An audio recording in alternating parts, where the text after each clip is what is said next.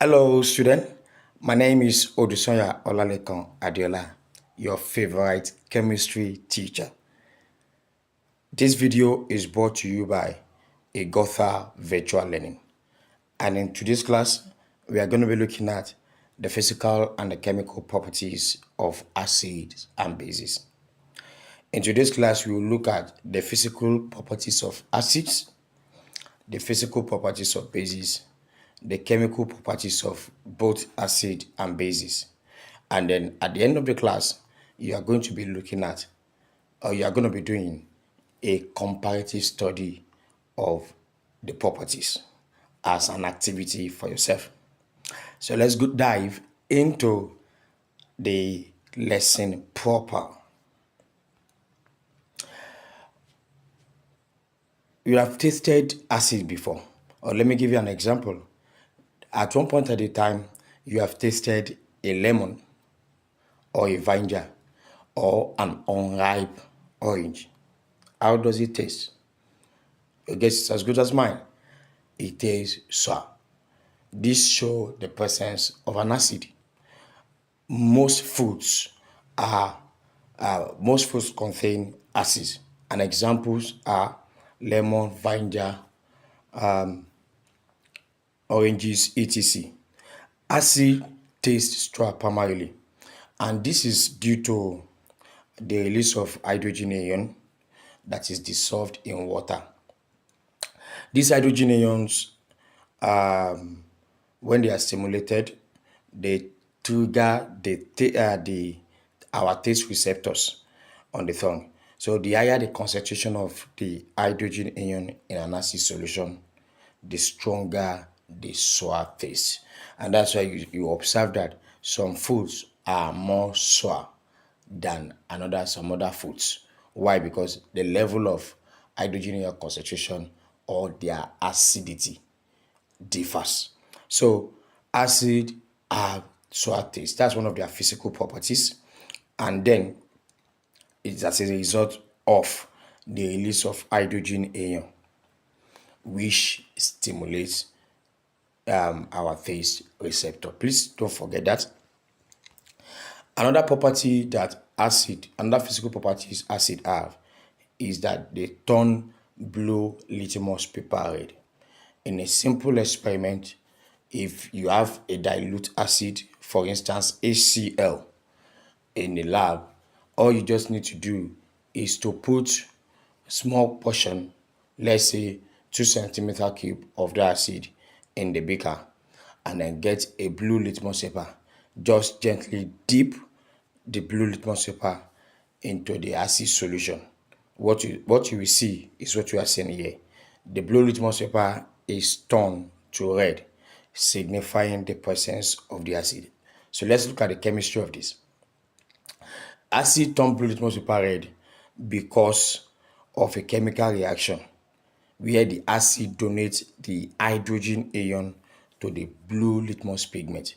Most blue litmus paper that you see are usually a dye or pigment. Which is when hydrogen ion is donated to that pigment, that blue pigment, the reaction causes the pigment to change its structure, altering the wavelength of light it absorbs and reflects. So it's able to change from blue to red. So this is why acid are able to turn blue litmus paper to red. The hydrogen ion, once again, the hydrogen ion change the hydrogen ion concentration in the acid changes the pigment from blue to red as a result of absorption and reflection that occurs in the process. Now, another physical properties of acid is that they have a pH that is less than 7. On the pH scale, you usually have 0 to 14. Now, between 0 to 6 is acidic. And then what we do is that between 0 to 3, you have very acidic. That means substances within this 0 to 3 range are very, very acidic. Examples of those substances are battery acids, the acids that are found inside a battery, for instance, your car battery. And then of course we have even lemon juice and vinegar. And then we have between 4 and 5 you have a moderately acidic, and then between 5 and 6 you have weakly acidic as well. So between 0 to 6, all substances that has this pH of 0 to 6 are usually acidic in nature. Why are they having a pH less than 7? Again, they release hydrogen ion into solution, making the solution more acidic, therefore lowering the pH. Acid release H plus. In fact, we use H plus to represent acid most times in chemistry. They release H plus into the solution, making the solution more acidic and therefore lowering the pH. So as they lower the pH, it indicates a higher concentration of H plus. So the lower the pH, the higher the concentration, or the higher the indication of high concentration of H plus.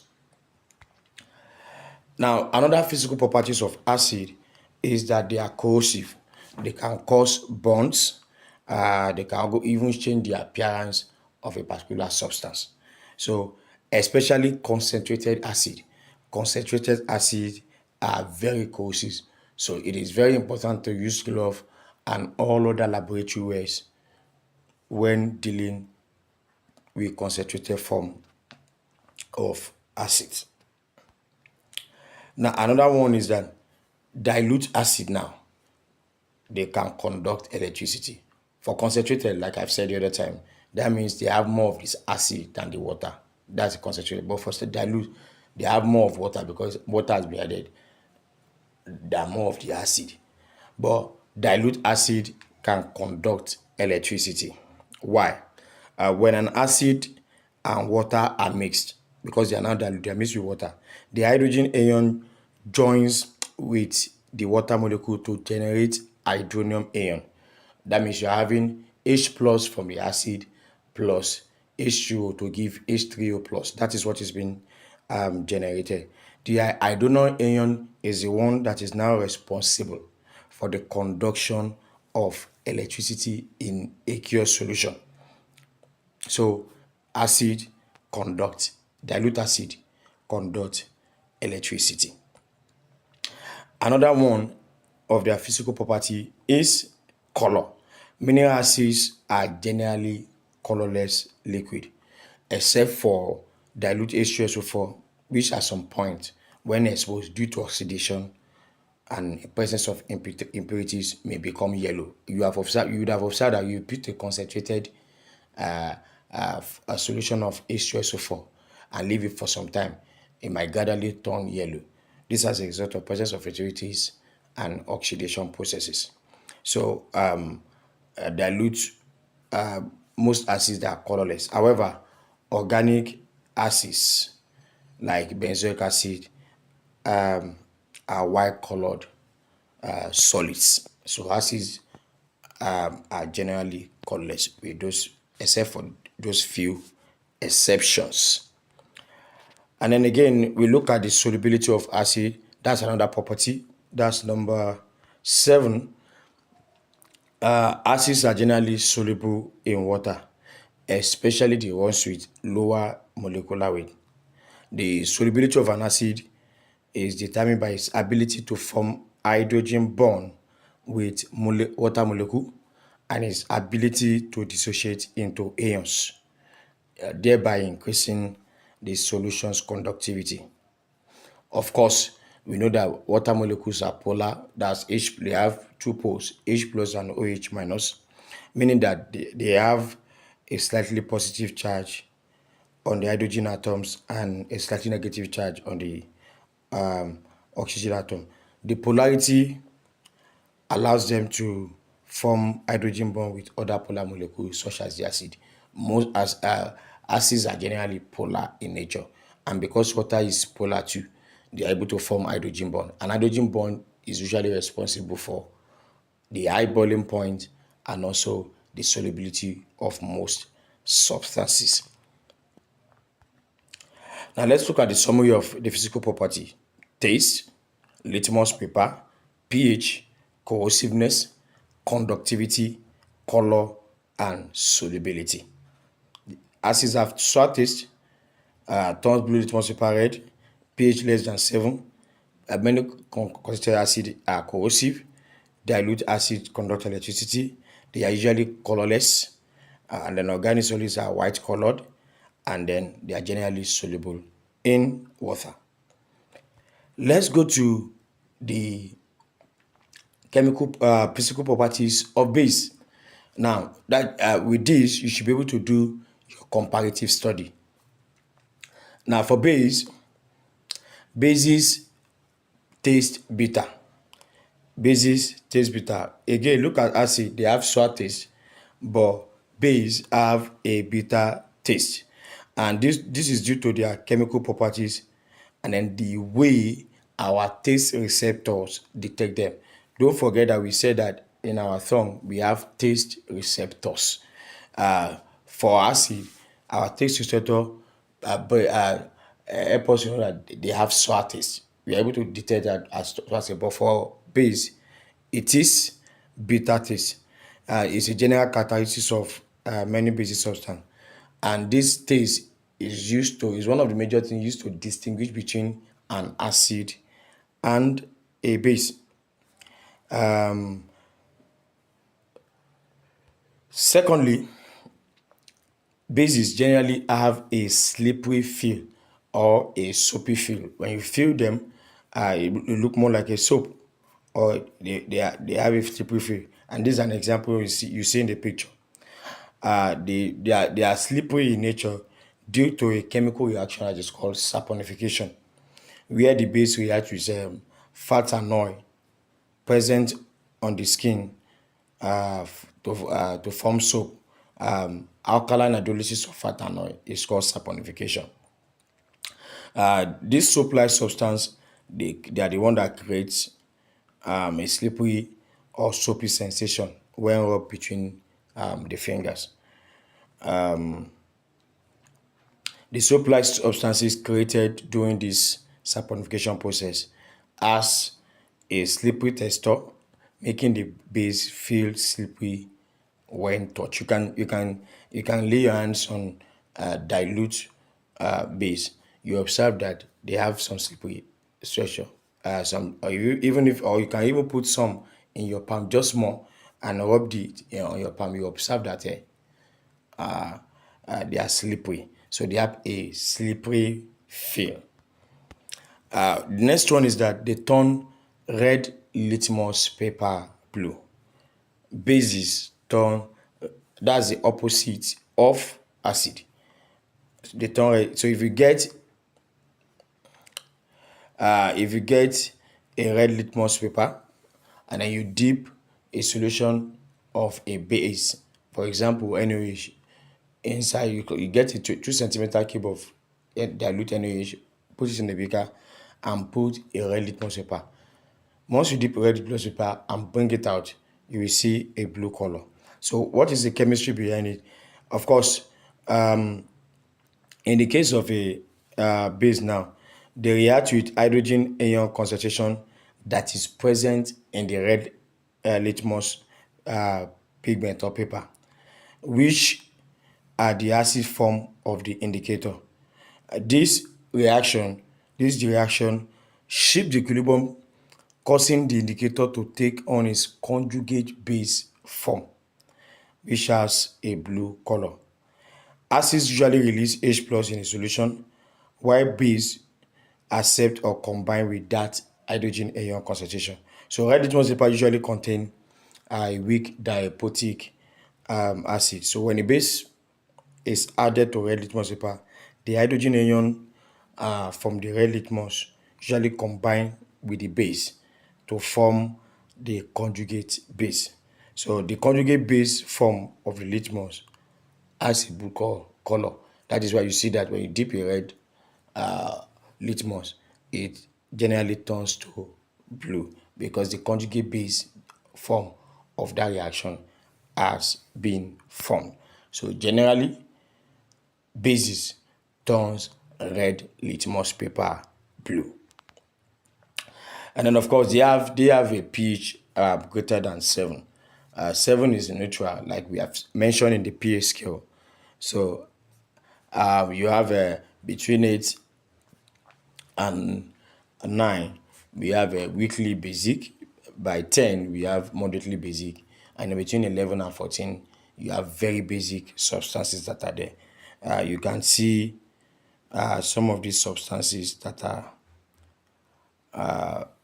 around the baking powder, egg white, and so on. Now, what is the reasons for pH greater than 7? Because there is increase in the concentration of a hydroxyl ion or hydroxide ion, or of course, which it decreases the hydrogen ion concentration. You know, the more the hydrogen ion, the lower the pH. And then when the hydroxide ion is more, it lowers that of the H plus, and that means the pH will have to go higher. That is why bases have higher pH. Another of their property is that bases are also soluble in water. The solubility of base solution actually differs. We have some, so we can categorize base based on solubility as soluble bases and insoluble bases. Soluble bases are also known as alkalis. They are the much more reactive bases like potassium hydroxide KOH, sodium hydroxide NaOH, and calcium hydroxide. The solubility of a base, however, can be influenced by the temperature, the nature of the base, and the strength of the base. In terms of strength now, we are talking about the dissociation or ionization power. Some of them dissociate completely in aqueous solution. Some of them dissociate partially, as the case may be. But if you increase the temperature of a solution of a base, it is likely to be more soluble in water. Strong bases are very soluble in water because they will dissociate completely in aqueous solution. Weak bases, however, they have lower solubility. Therefore, if you want to increase the solubility of a base, especially the weak bases, you can increase the temperature medium, and then they become much more soluble, as the case may be. So, solubility of base differs. The strong bases are very soluble in water, while the weak bases are not soluble in water. However, they can be made to if the temperature is increased. So let's look at the summary of the properties of a base. Taste. Bases have a bitter taste. They have a soapy feel. They turn red litmus paper blue. They have a pH greater than 7. They are corrosive. The concentrated form of base is also corrosive. So you can add this property to it. The concentrated form of a base is also corrosive. They also can conduct electricity. Why? Because they have 2 poles as well. So they can conduct electricity. Then the hydroxyl ion can also, when mixed with the OH, the OH when combined with water can also form the hydronium ion. So they can also conduct electricity, and of course they are also polar. And then this one also make them to be generally soluble in water, especially for the stronger bases in them. And of course, stronger bases are called alkalis, and then they are usually colorless, except for hydroxide of copper and iron. They are usually colorless. This is summary of their physical property. So let's look at the chemical properties of both acids and bases. Both acids and base, they will react with metals. When an acid reacts with a metal, it usually displaces hydrogen from the acid. This leads to evolution of the hydrogen gas. So the metal will combine with the remaining part of the acid to form a salt.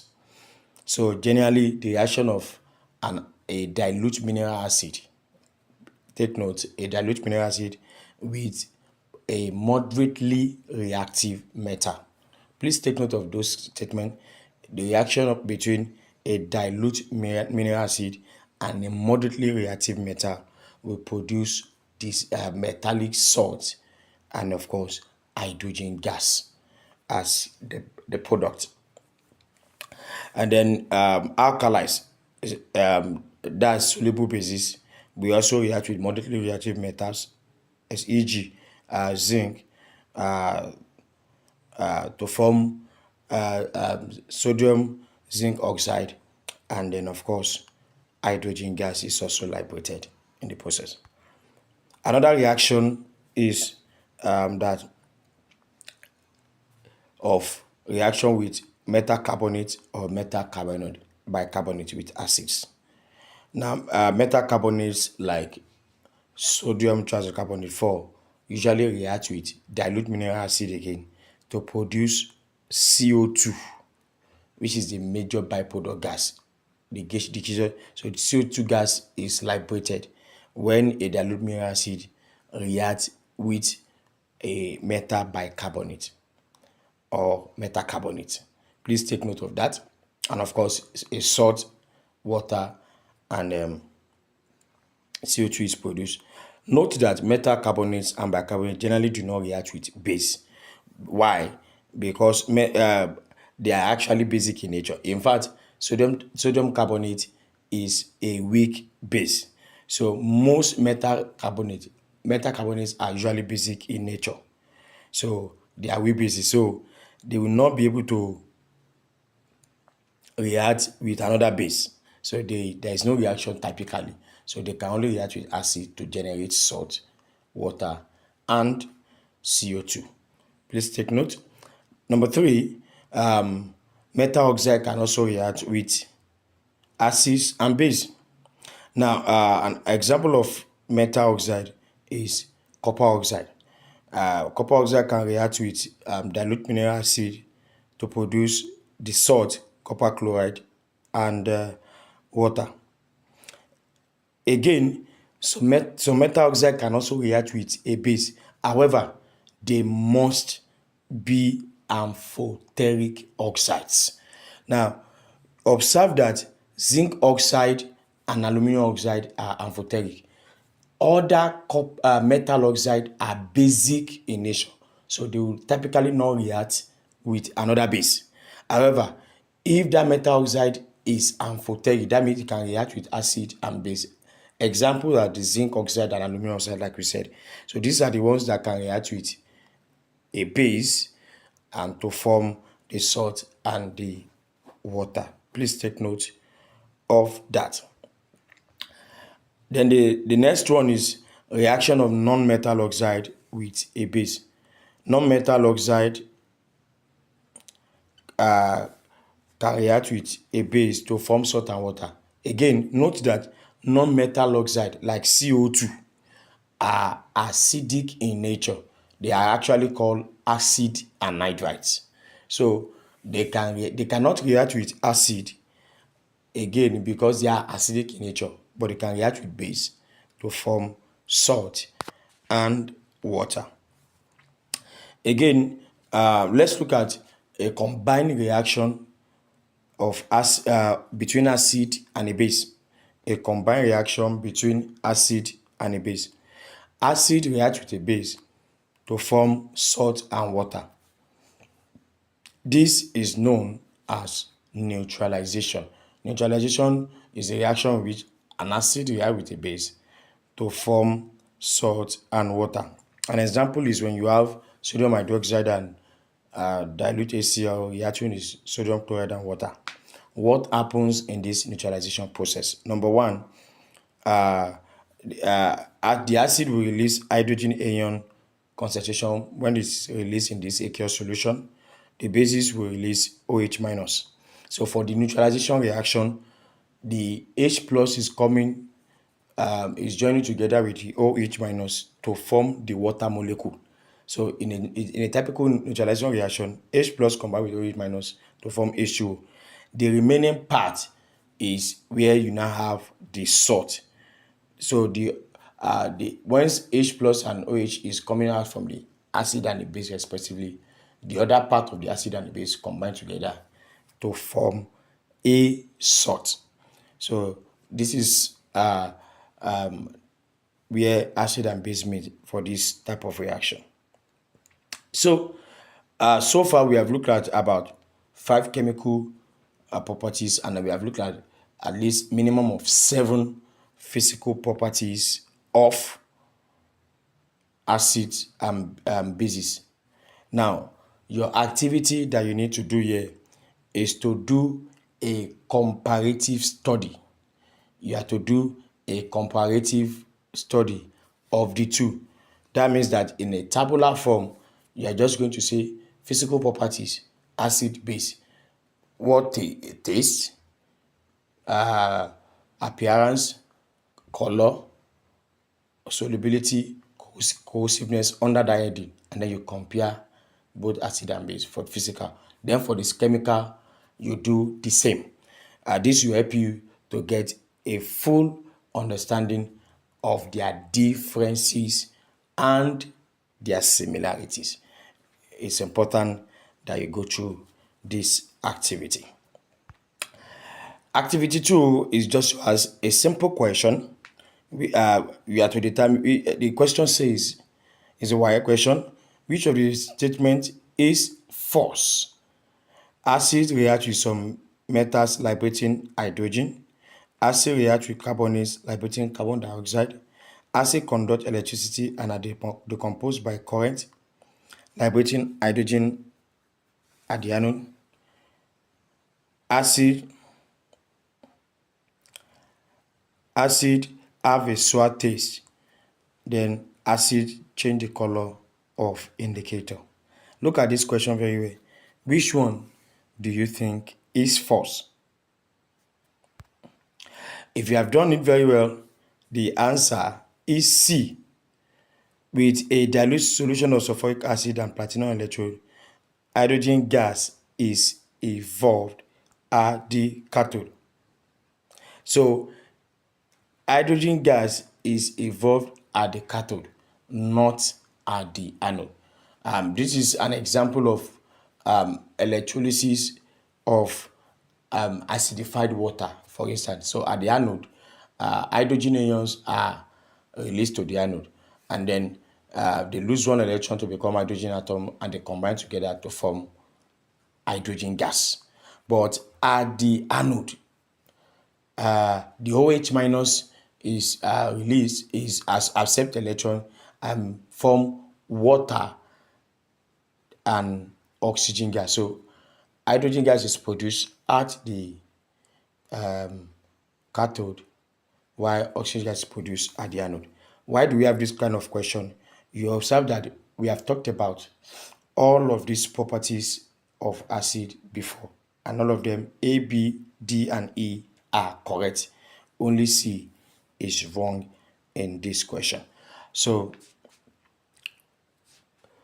this is the end of physical and chemical properties of acid. So in a summary again, let's look at what we have said so far.